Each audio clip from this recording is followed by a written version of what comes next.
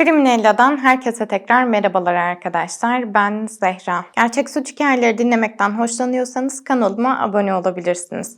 Şuraya Instagram hesabımı bırakıyorum. Dilerseniz bana Instagram'dan ulaşabilirsiniz. Videomuza başlamadan önce her video için biliyorsunuz 1000 like gibi bir hedefim var. O yüzden bir like bırakarak beni desteklerseniz de gerçekten çok sevinirim. Ben bugün sizlere istek bir davadan bahsedeceğim. Bugün Vera Kravtsova hakkında konuşacağız. Vera Kravtsova 31 Aralık 1998'de Belarus'un başkenti olan Minsk'te dünyaya geldi. Olga ve Sergey çiftinin tek çocuğuydu. Aile genel olarak mütevazi ve çalışkan insanlar olarak biliniyorlardı. Vera çok küçükken bile diğer çocuklardan daha farklıydı. Oyuncaklarla oynamak yerine bir şeyler mırıldanmayı, dans etmeyi daha çok seviyordu. Ve kısa süre içerisinde bu ilgisi ailesi tarafından da fark edildi. Vera'nın hayata bir sanatsal yetenekle başladığını fark ettiler ve yeteneğini geliştirebilmesi için evlerinin yakınındaki bir müzik okuluna onu yazdırdılar. Gerçekten de bu okul Vera'nın kendisini geliştirmesinde çok etkili oldu. Öğretmenleri onun doğuştan yetenekli olduğunu düşünüyorlardı. Çok naif bir şekilde dans ediyordu, çok güzel bir sesi vardı ve eğitimi de hızlı bir şekilde alabiliyordu. Bunu doğru olan bu ya da iyi bir şey anlamında söylemiyorum çünkü bazen yanlış anlaşılabiliyor. Vera o dönemde arkadaşları oyun oynarken müzikle ilgilenmeye çalışıyordu. Kendini geliştirmeye çalışıyordu, dans figürlerini geliştirmeye çalışıyordu. Bunu zorunlu bir çalışma olarak görmüyordu ama. Onun ilgi alanı buydu, hobisi buydu. Bunu yaptığında hem rahatlıyordu hem de kendisini geliştiriyordu. Ve bu direkt kendi isteğiyle yaptığı bir şey olduğu için de öğretmenleri onu çok seviyorlardı, onunla çok ilgileniyorlardı. Yıllar geçtikçe Vera'nın hayalleri büyüdü ama gerçek hayat birazcık zorlayıcı olabiliyordu. Lise yıllarındayken bir yandan eğitimine devam edip bir yandan da bir restoranda yarı zamanlı olarak çalışıyordu. Almış olduğu ücret part-time ücreti olmasına rağmen maaşının bir kısmını ailesine bile veriyordu. Çok sorumluluk sahibi bir kızdı. Ailesine kendisini bu yaşa getirdikleri için ve iyi baktıkları için minnettardı. Ama lise dönemi bittiğinde Vera için asıl hayatının dönüm noktası gelmişti. Okumaya devam mı etmesi gerektiğinden çok da emin değildi. Yani dersler, yıllarca okumak, sonrasında işte ne olacağından tam emin değildi. Bu kısımlar Vera'ya açıkçası birazcık dolambaçlı ve ürkütücü geliyordu. Bunun yerine Vera ne yapmak istediğini zaten biliyordu ve bu hayallerine daha erken kavuşabileceğini düşündü. O dünyayı gezmek istiyordu, yeni kültürler tanımak istiyordu ve bunu yaparken yeteneğini de kullanmak istiyordu. Yani başka ülkeleri gezip sesiyle, işte dansıyla para kazanabilirdi ve bu şekilde de geçimini sağlayabilirdi. Bu kararını ailesiyle paylaştığında ailesi kızlarına karşı çıkmadı. Bunun artık onun kararı olduğunu düşündüler, onun yetişkin olduğunu düşündüler ve kızlarına sadece saygı duydular. Ondan tek bir beklentileri vardı. O da artık farklı ülkelerde gezeceği için kendilerini habersiz bırakmamasıydı. Başına olumlu ya da olumsuz bir şey geldiğinde mutlaka haber vermesini istiyorlardı. Tehlikelere karşı uyanık olmasını istiyorlardı ve en önemlisi dediğim gibi haber vermesini istiyorlardı. Neredeyse her gün Vera'nın ailesini iyi olduğuna dair bilgilendirmesi gerekiyordu. Ve Vera da tüm bu şartları kabul ederek yolculuğuna çıkmaya hazırlandı. 2018 yılında 19 yaşındayken çantasını topladı ve sonunda Belarus'tan ayrıldı. İlk durağı Çin oldu. Daha sonra Singapur'a gitti, Vietnam'a gitti. Daha çok Asya ülkeleriyle ilgileniyordu ama bir turistten ziyade işte orada yaşamaya çalışan, oranın kültürünü, iş hayatını, her şeyini benimsemeye çalışan bir gezgin gibiydi. Bu yıllarda Vera, gezdiği yıllarda Vera tabii ki geçimini sağlayabilmek için bir iş yapıyordu ve bu iş genellikle küçük barlarda şarkı söylemek şeklindeydi. Aldığı para çok iyi değildi ama bahşişlerle vesaire bir şekilde kendisini geçindirebiliyordu. Bir de hani görünüşü genel olarak Asya ülkesindeki insanların görünüşünden farklı olduğu için ilgi çekiciydi ve çok da güzel bir kızdı.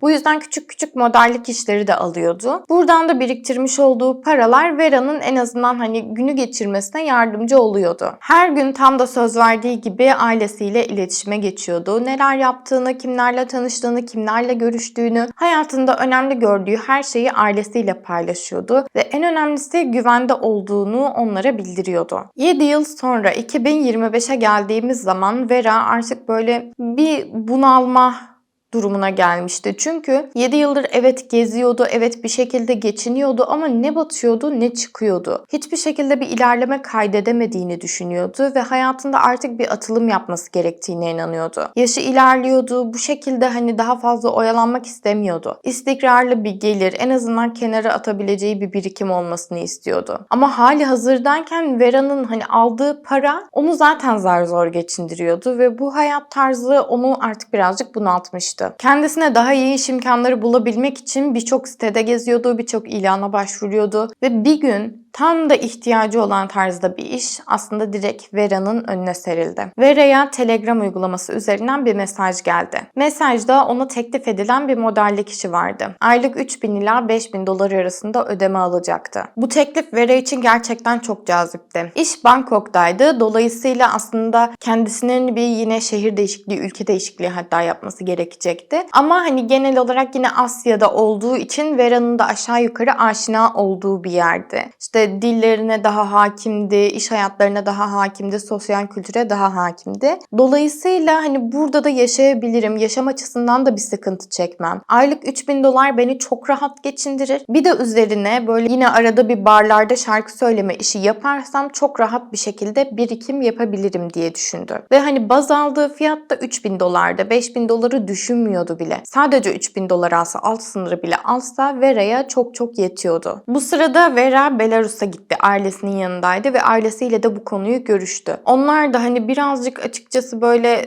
anlamadıkları için, daha doğrusu Asya ülkelerini çok bilmedikleri için, işte neresi güvenli neresi değil tam emin olmadıkları için kızlarının en doğrusunu bildiğini düşünüyorlardı. Çünkü Vera 7 yılını bu ülkelerde tek başına yaşayarak geçirmişti. Onun tecrübelerine inanmaktan başka çok da yapabilecekleri bir yorum yok gibi görünüyordu. Vera iş fırsatını ailesine anlattığında onlar da gerçekten kızları için uygun bir iş olabileceğini düşündüler. Ama ondan yine beklentileri Bangkok'a vardıktan sonra her şeyin iyi olup olmadığına dair ailesine haber vermesiydi. 12 Eylül 2025'te Vera Minsk Havalimanı'na ailesiyle beraber gitti ve onlarla vedalaştı. Onları arayacağını söyledi ve uçağına doğru ilerledi. Saatler sonra Vera'nın uçağı Bangkok'taki Suvarnabhumi Uluslararası Havalimanı'na indi. Tayland göçmenlik kayıtları otomatik pasaport kontrol sisteminden tek başına geçtiğini gösteriyordu. Havalimanındaki tüm güvenlik kamerası görüntülerinde Vera tek başınaydı. Herhangi bir şekilde baskı altında gibi görünmüyordu. Ruh hali gayet normal görünüyordu. Ki zaten Tayland'a gitmesinden sonra bir süre her şey normal gibiydi. Ailesiyle iletişime geçti. Herhangi bir sorun olmadığını, yerleşmeden önce Tayland'da bazı işlerini hallettiğini vesaire söyledi. Görüntülü görüşmeler de yaptı hatta bu süreçte ailesiyle ve ailesi de artık endişelenecek bir şey yok diye düşündüler. Çünkü kızları sağ salim bir şekilde oraya varmıştı. İşle ilgili de konuşuyordu. Demek ki işverenleriyle iletişim halindeydi. Her şey olması gerektiği gibi ilerliyordu. Bangkok'a varışından 8 gün sonra 20 Eylül'de ise Vera, Myanmar Yangon'a giden bir uçağa bindi. Yine buradaki güvenlik kamerası görüntülerine göre Vera tek başınaydı. Yine normal gibi görünüyordu. Yani herhangi bir sorun görünmüyordu yüz ifadesinde ya da havalimanında yapmış olduğu işlemlerde herhangi bir sorun var gibi görünmüyordu. Vera'nın Bangkok'la Myanmar'a gidişi arasında tam olarak ne yaptığı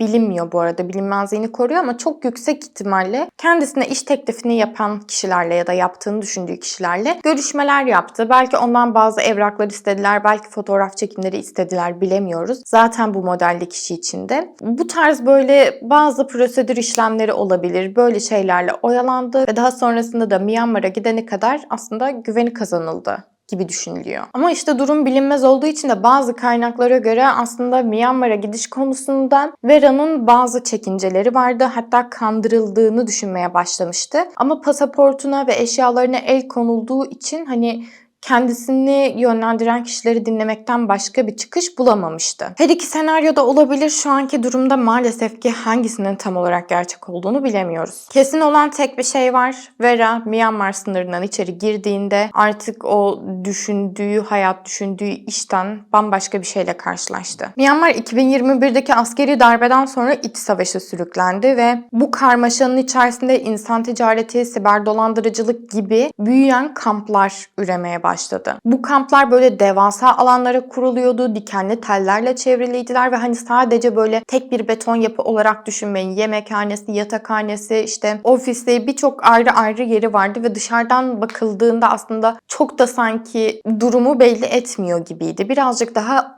içerideki dehşeti aslında gizliyordu. Ama bu tamamen yani görsel bir kapama. Aslında orada ne olduğunu herkes biliyor. Yani herkes farkında ama sadece yok sayılıyor işte bazıları tarafından ya da dillendirilmiyor. Bunların hepsi, bu yapıların neredeyse hepsi birer resmen köle kampı. Burada tutsak olarak bulunan kişiler günde yaklaşık 16 saat kadar çalıştırılıyorlar. Az bir şekilde besleniyorlar. Karşı çıkmaları, itaat etmemeleri durumunda şiddet görüyorlar, aşağılanıyorlar ve çok böyle sıkıntı çıkardığı düşünülen insanlar olursa hayatlarına son veriliyor. Ve bu insanları zapt edemediklerini düşündüklerinde ya da işte onlarla işinin bittiğini düşündüklerinde eğer hayatlarına son vereceklerse öncesinde mutlaka organlarını da kullanıyorlardı. Bu tarz kamplarda şu an güncelde 100.000 ila 200.000 kişi olduğu düşünülüyor ve bu insanlar dediğim gibi günde 16 saat kadar çalıştırılıyorlar. İşte dolandırıcılıkta kullanıyorlar. Hem o insanların iş gücünden faydalanıyorlar hem de bu dolandırıcılıklarla başkalarının emeğini çalıyorlar. Ama o kadar fazla kar ediyor ki milyar dolarlardan bahsediyorum. Bir noktada yine değineceğim ama 30 milyar doların üzerinde yıllık bir kazançları var anladığım kadarıyla ve Myanmar'daki karışıklıktan kaynaklı da aslında burada olan şeylere çok karışılmıyor. Hatta Çinli çetelerin de bu olayın içinde olduğu düşünülüyor. İnsanlar buraya tam da aslında Vera'nın getirildiği gibi getiriliyorlar. Uygun bir iş teklifi sunuluyor kendilerine. Ne imkansız gibi görünecek kadar iyi ne de hani böyle sıradan bir iş gibi tekliflerden bahsediyorum. Gerçekten cazip ve seyahat etmeye de uygun kişilere genelde bunları yapıyorlar. Ve bu ağa takılan kişiler, bu dolandırıcıların hedefindeki kişiler aslında o kadar çeşitli ki ileride bahsedeceğim Çinli bir aktörü bile bu şekilde kandırıp kamplarına çekmeyi başarmışlar. Birleşmiş Milletler İnsan Hakları uzmanlarının söylediğine göre burada hem hani siber dolandırıcılık var hem kadınların üzerinden yani buraya kaçırılan kadınların üzerinden para kazanılıyor. Bazen bu fiziksel bazen de işte online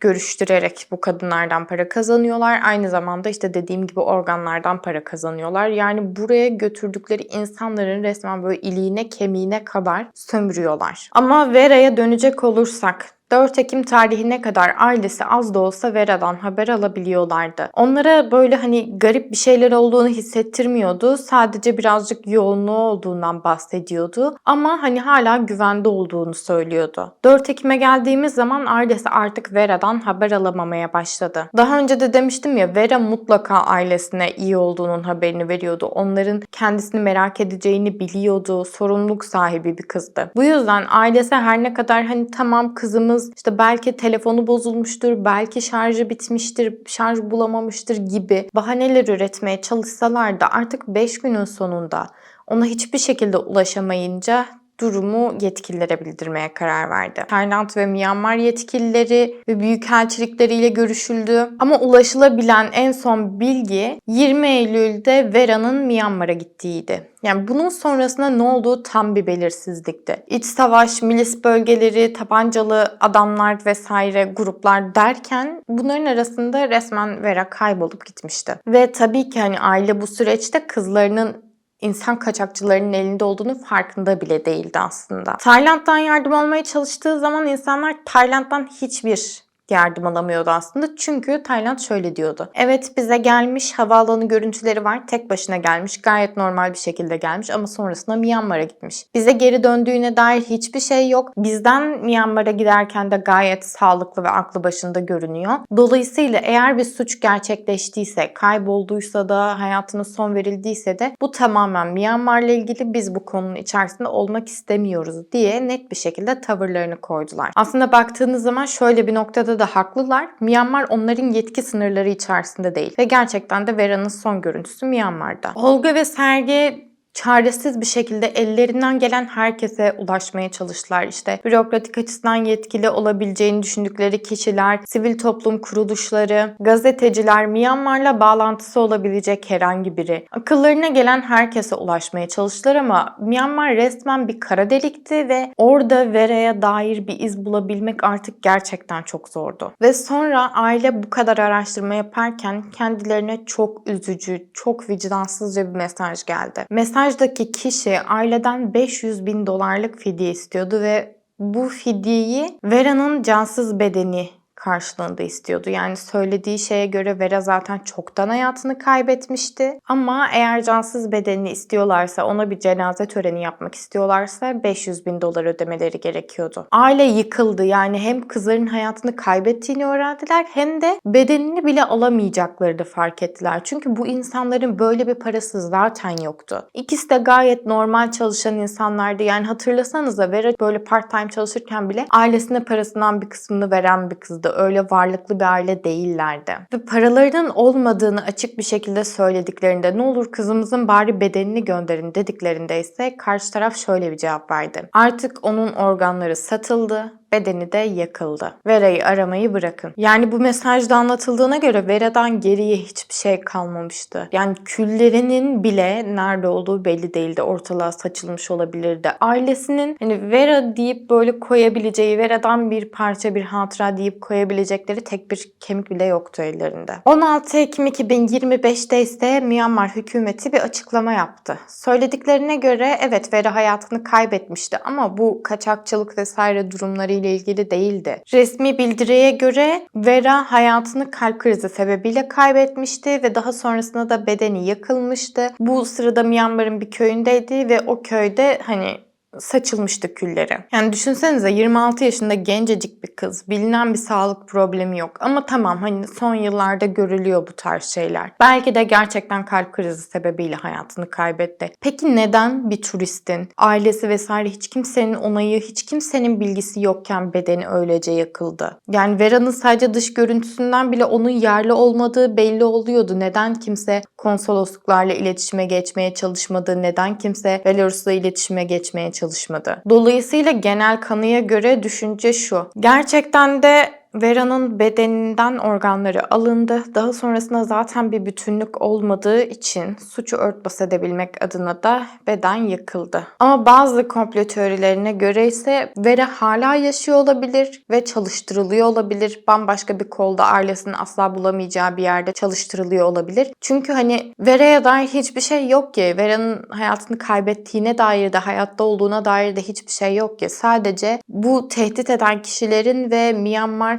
resmi kurumlarının verdiği bilgiye dayanıyoruz. Ama aynı kurumlar Vera'nın kaybı sırasında nerede olduğunu tespit edememişlerdi. Aileye yardımcı olamamışlardı. Yani o yüzden ne kadar güvenilebilir, hele ki aile açısından siz tahmin edin. Kamplardaki bu sisteme zaten genel olarak Myanmar'ın çok da karışmadığı biliniyor ki hala yaygın bir şekilde faaliyetlerini sürdürebiliyorlar. 2025 yılında koca bu kamplar var ve bu kamplarda insanlar birikmiş halde 100 bin 200 bin insandan bahsediyoruz yani. Bu insanlar çalıştırılıyorlar. Bu insanlar hakkında elbette ki aileleri kayıp ihbarında bulunmuşlardır. Ülkeye girişlerinden sonra hepsinin nereye gittiği belli olmadı mı? Yani bir tek mesela Vera'nın olayında biz bunu duyduk ama hiç mi kimse oraya giden birini araştırmadı? Dolayısıyla çok yüksek bir ihtimalle Myanmar bu duruma zaten göz yumuyor. Çünkü bu tarz yerler yılda 18 ila 37 milyar dolar gibi uçuk rakamlar kazanıyor. Ve genç kızın ailesi şu anda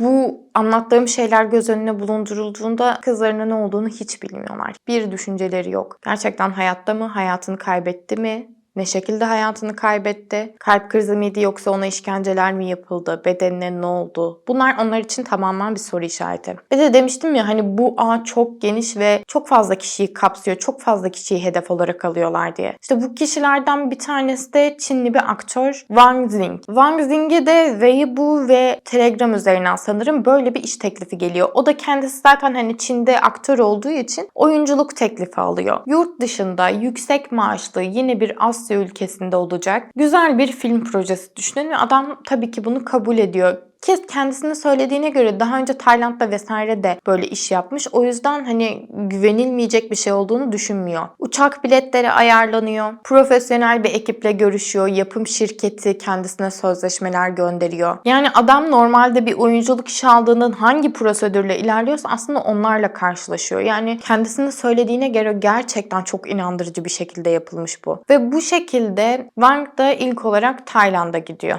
Ama daha sonrasında çekim yeri Myanmar'da olacak denerek Myanmar'a götürülüyor. Wang kampa gittikten sonra söylediğine göre orada çok ağır şartlarda zaten çalıştırılmaya başladı ve kendisine söylediğine göre 50'den fazla Çinliyi de görmüştü bu kamplarda. Ayrıca Avrupalı olduğu belli olanlar da vardı, Asyalı olanlar da vardı, Afrikalı olanlar da vardı. Yani dünyanın dört bir yanından aslında insanlar kaçırılıp buraya getirilmişlerdi. Daha doğrusu kandırılıp getirilmişlerdi. Ama Wang şanslı olarak içerideyken, bu kampların içindeyken gizlice bir telefon bulmayı başardı. Ve içeride yaşanan şeylerin birazını videoya çekerek, birazcık da böyle yazılı açıklamalar yaparak olanları sosyal medyaya yansıtabildi ve acilen yardım gerektiğini bildirdi. Bu atmış olduğu videolar birkaç saat içerisinde Çin'de viral oldu ve daha sonrasında Çin hükümeti Tayland'la, Myanmar'la, bölgedeki milislerle vesaire anlaşma yapmak zorunda kaldı. Ki orada aslında dediğim gibi başka Çinliler de vardı. Eminim bu Çinlilerin de aileleri kayıp başvurusunda bulunmuşlardı. Ama Wang şanslı olarak bir telefona erişebilmişti ve direkt olayın iç yüzünü gösterebilmişti. Tanınan birisi de olduğu için yaptığı paylaşım ses getirdi. Bu yüzden artık hani bu üstü kapatılabilecek bir şey değildi.